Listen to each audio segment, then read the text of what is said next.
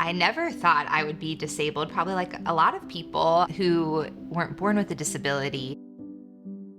I ran a marathon. I would run from my home on Capitol Hill all the way down to the Lincoln Memorial, play around a beach volleyball, and then run back to my house. When we got married, Taylor's wedding gift to me was a surfboard, and we would go surfing together. Careers were really good, and then I said, I really want to try to have a baby by 30, and my due date was 2 days after my 30th birthday for our first child. But then, throughout the pregnancy, I had some balance issues. At one point during my pregnancy, my nerve pain was so bad, I was sleeping upright, and I started crying. Just really worried about, why am I having all this pain in my neck? And all the doctors just said, this is normal. This is, you're getting older. You've been athletic your whole life. You have a pinched nerve. And you gave birth. Had a healthy delivery. Life was pretty much going as planned. But then I woke up one morning and I said, Taylor, get me the baby to nurse. And as I went to sit up, I realized I can't move my right leg and I can't move my toes. We go to the ER, and this doctor who had the most grim face came in, showed us the picture of the tumor in my spinal cord, and he said, you're a young family, you should get your affairs in order. That news, I remember, it was devastating. It felt like we were going down the highway of life, 75 miles an hour, cruise control, and then someone grabbed the wheel and just slammed on the brakes and turned the car 180 degrees around with, no warning at all.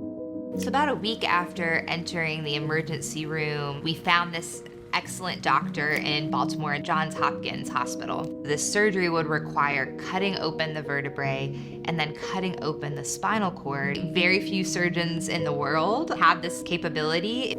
I had an odd calmness the night before that God led us to this right surgeon. It was going to turn out all right, even though it was terrifying. But Taylor would say it was terrible. The darkest day, one of the darkest days of your life. Absolutely. Will Rachel wake up at all? Will she be quadriplegic, paraplegic? It was just surviving. Just surviving.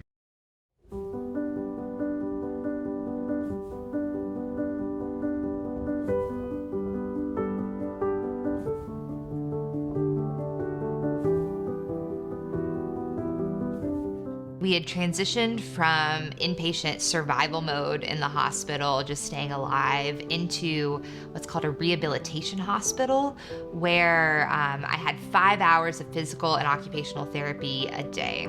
And that was all geared toward, how do you live with the body that you have now? I had no ability to use my bowel or bladder, so I couldn't do that on my own, and I had to learn to catheterize and had nurses bathing me. I couldn't bathe myself.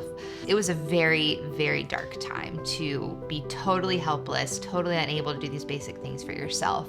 And so about a month into my rehabilitative hospital stay, they sent a caseworker to start talking about, how are you going to get home with the abilities that you have? What is all the equipment you need? How do you get your house ready? What does life look like in a wheelchair for a family, as a wife, as a mom, as just a woman?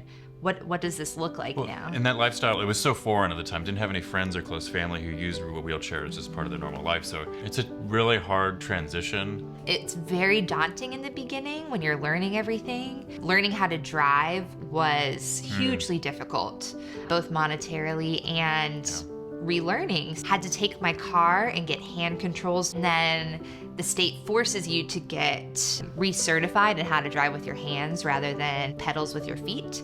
So you have to take a minimum of 2 lessons, and those lessons cost $350 a piece. The costs were so high, even with a good private insurance plan. Thousands a year in health costs of different kinds, supportive health costs. The ramp that we put into our single-story house cost at least $12,000 to do, that wrapped around and got us into the house. Thousands of dollars to get my car outfitted. thousands of dollars for each wheelchair. In the end, once I had looked into it, I don't think we could have taken benefits even for a short amount of time because all of these benefits have income and asset limitations. So we had most of the costs covered by friends and family donating. Well, and those stacks of paperwork too. I was quadriplegic. I couldn't hold a pen or a pencil. Yeah. And so here I had these stacks of paperwork, and I thought, well, let's just wait a couple months before even figuring out what am I eligible for. And I had worked in public policy. I can walk a little bit now because I have kept up intensive physical therapy and training, but that all has a high cost. My story is not unique. Anybody could wake up tomorrow and be disabled through a car accident, through an illness, or have a child who's disabled or a parent who's disabled. And so people don't realize that such a big population in America is affected by this. And for too long, this 100 million Americans affected by disabilities have not been well served by the programs that either unintentionally put barriers there or society that has set up barriers, whether it be to work or to family or to good health. That's how your loved one can unlock so much more freedom and comfort and joy in their life. We just want equal access to the same amenities, the same basic parts of life.